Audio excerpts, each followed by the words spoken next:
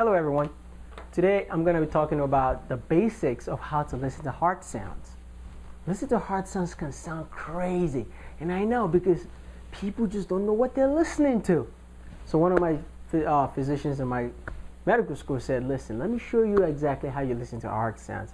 And ever since then, like a rock star, I think I didn't know what I listened to. Actually, I really do know what I'm listening to, but it took some practice, and we're going to go over that. But before we start, I want us to understand the basic of what the human chest looks like, right? So this might sound a little complicated. I was trying to put the heart in there with the ribs. So here we have the two clavicles, you have the manubrium and the sternal body, the xiphoid process. Okay, basic stuff, just anatomy. And you have the ribs. So if you know how to count, this is very easy, just we always make it. Now, this is rib 1, rib 2, rib 3, rib 4, rib 5, rib 6, and rib 7. All right, those are ribs, right? Those little things that keep everything inside your body intact. Now, in between each rib, there's space, and we came up with a fancy name for it. We called it what? The intercostal space. Whatever, but it's fine. What can I do? So the first space between the first rib and the second rib is the first intercostal space. Can you imagine that? Rocket science. So this is the first intercostal space, second, third, fourth, fifth, sixth, and the list goes on, which I'm not going to talk about.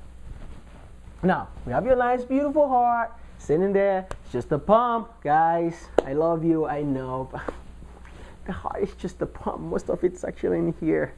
So, and the way we listen to heart sounds is we start here at the top. In between so before we even go there, we have four valves in our heart. Let's start with the basics, okay? 4 valves. We have the nice, beautiful tricuspid valve, the mitral valve, and we have the aortic valve, and one more valve I forgot to put in there. I might just put it in here, right here somewhere. That will be your pulmonic valve.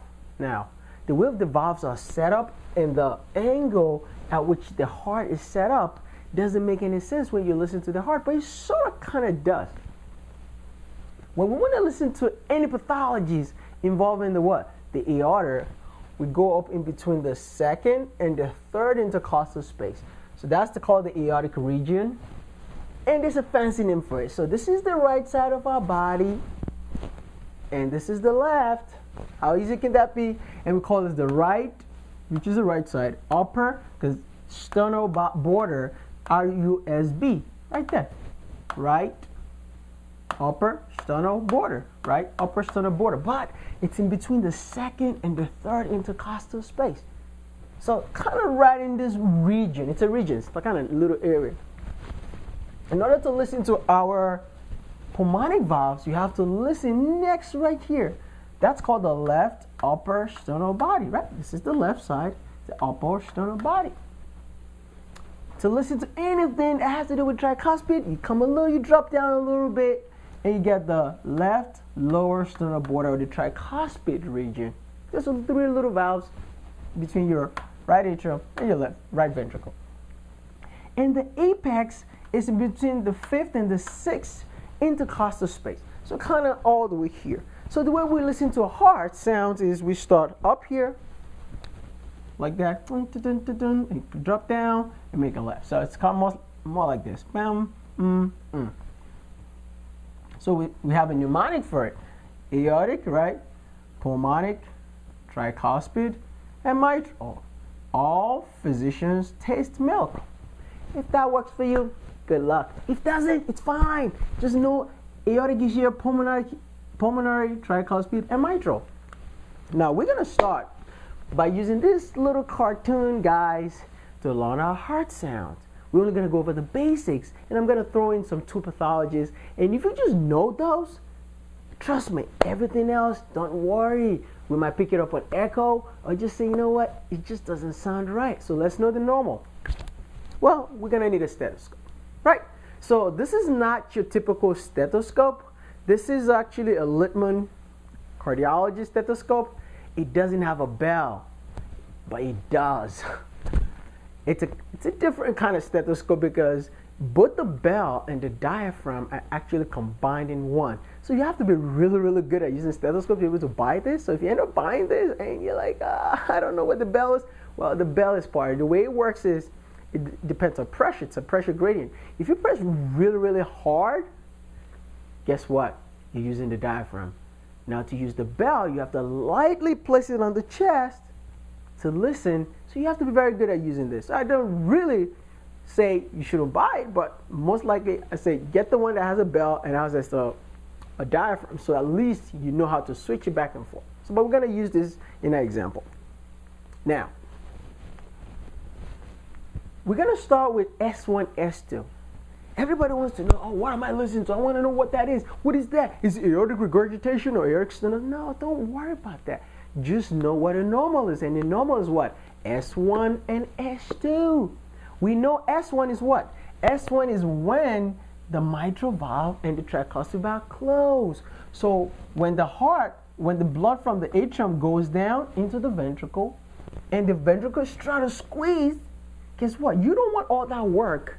It's like you don't want to, have a basket that you keep throwing stuff down the drain and it's just going out the other side, right? So when the heart tries to contract, the blood inside the ventricle does not want to go back into the atrium because that's not where we want it. We want it to go into your body, right? Go through the aorta and go right above the hill and go down. So in this case, both valves closes. No. And when they close, we get S1. Look at that. That's how we get S1. Isn't that smiley? I like the smiley face. Tell me you like it, right? So how do we get S2? Well, now the blood is trying to get out from the heart. The heart is squeezing during what? Systole. It's just a fancy name they give it, but it's just contracting. When the heart contracts and now has to overcome the pressure inside the aorta, right?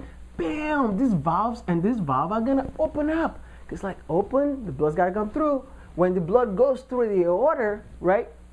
During systole, as the ventricles try to relax, so that can receive more blood from the aorta, because this is a continuous circuit. It's not stopping. The train is moving. This two valve has to close during what?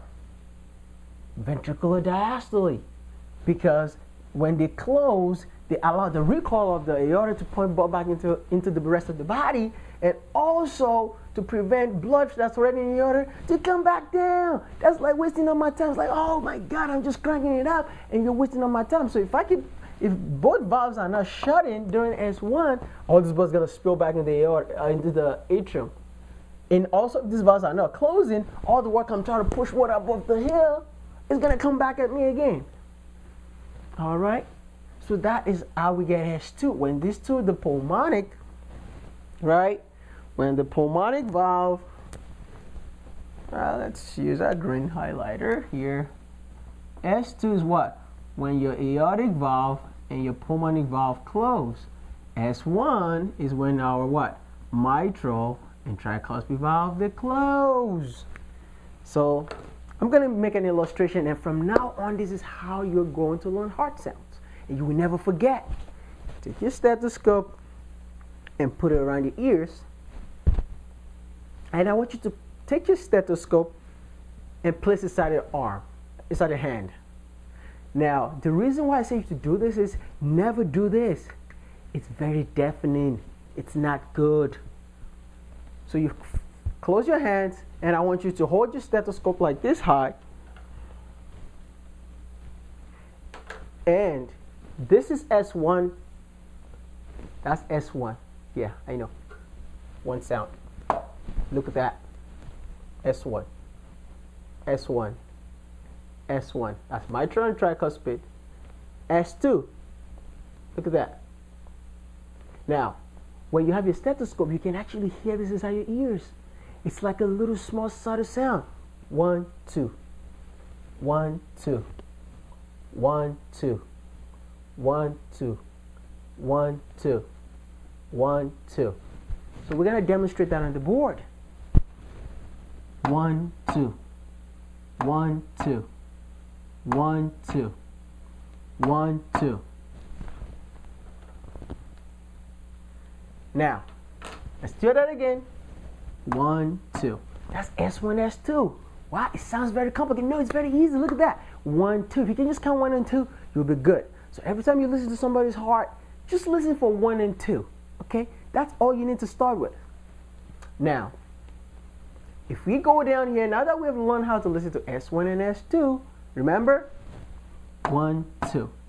1, 2. Because when I go to another pathology, now you're going to be like, what? I didn't hear that. Okay, we'll find out. So now that we know the normal, this is normal, and everybody's happy.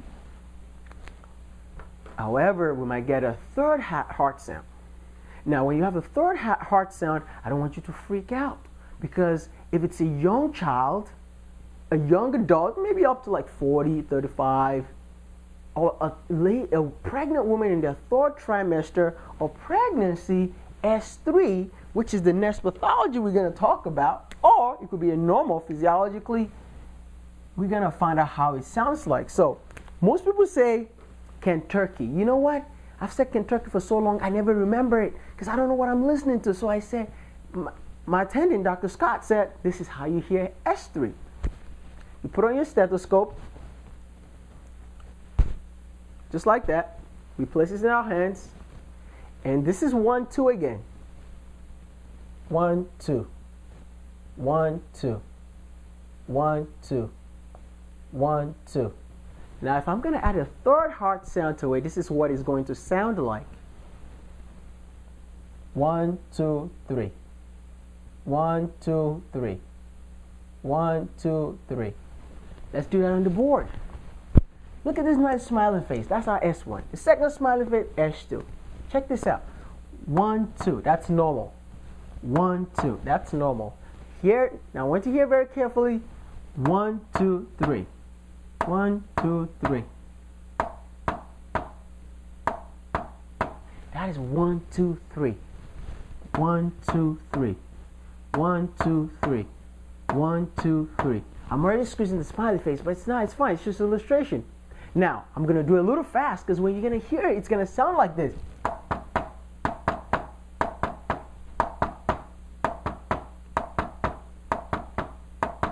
Hear that? That is S3. So what really causes S3? Usually it's due to when you have a heart that's dilated or a non-contractile ventricle that's just big and is full with a lot of blood, and the atria is contracting and spilling a little extra blood down into a already non-contractile ventricle. So basically when you have a huge ventricle, let's find a nice big diagram here.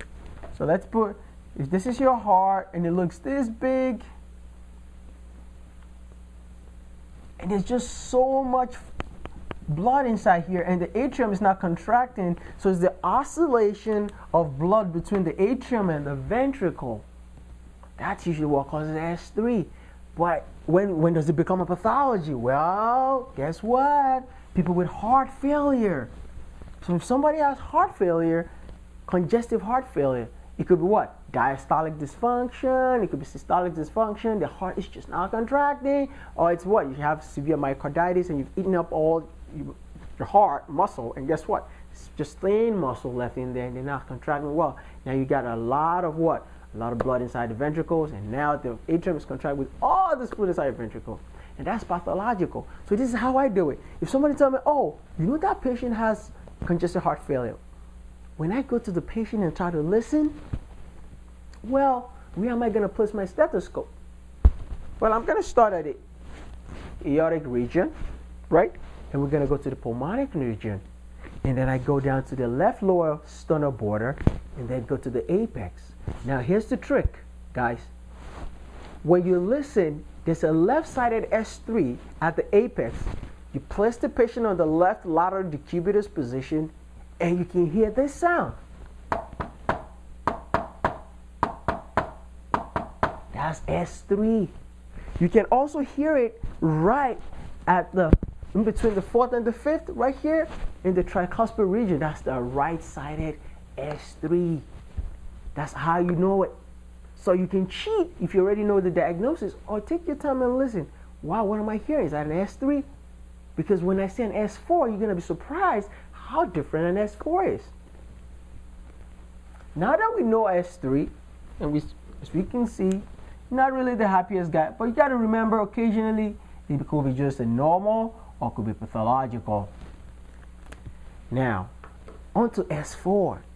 S4 is very interesting. Now, in America today, how many people do you think has hypertension? A lot of people has hypertension. But the pathophysiology of hypertension is a completely different topic, which I'm not going to cover here. We just listen to heart. So if somebody has a prolonged long-standing high blood pressure, what do you think is going to happen to the left ventricle? It's going to get what? Thickened. It's like going to the gym and working out. The heart is constantly contracting, so they have a really thickened left ventricle. Now, this little piece of atrium, this guy has this fairly, light thickened muscle that's not even enough. It's not trying to contract against this big guy, having a small little guy fighting against the big guy. You got this small guy fighting against this big guy. I think you know who's going to win, right? Push! And he's trying to push. This tiny little kid is trying to push this guy. He's like, oh my, what are you thinking? Yeah, that's what happens when you have an S4. An S4 is an atrium trying to contract against what? A non-compliant ventricle, a stiffened left ventricle, usually left ventricular hypertrophy. So now let's hear S4. Now S4 is very interesting because S3 is very close to S2 after the second heart sound. However, S4 is close to S1. So let's see exactly how you're going to be able to hear it. So you place your stethoscope again, just like we always do, and put it inside your hand. Just use your hands. This is S1 and S2. 1, 2. 1, 2, right? 1, 2. 1, 2. This is S3. 1, 2, 3. 1, 2, 3. 1, 2, 3. And if you want to use Kentucky, that's fine. It's Kentucky. Kentucky. Kentucky. Kentucky. You get it? However, if you're going to do S4, people often use Tennessee, but I don't know what they're talking about. This is what they're trying to say.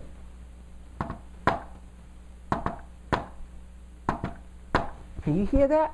Now, that's absolutely different, right? Because it sounds like this. Now, S4 is so close to S1 that when I do it really fast, you might not even notice. Look at this. Because it sounds like Tennessee, Tennessee, Tennessee, Tennessee. S4, S4, S1, S2.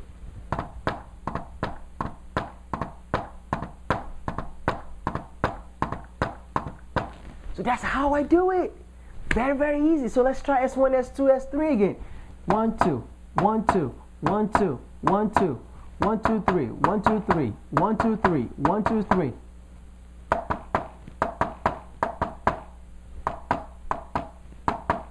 Right? But S4 is different.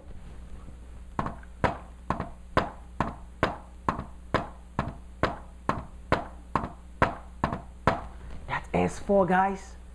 So this is the basics. If you just know S1, S2, and you're able to even detect S3 and S4 in patients, that's great.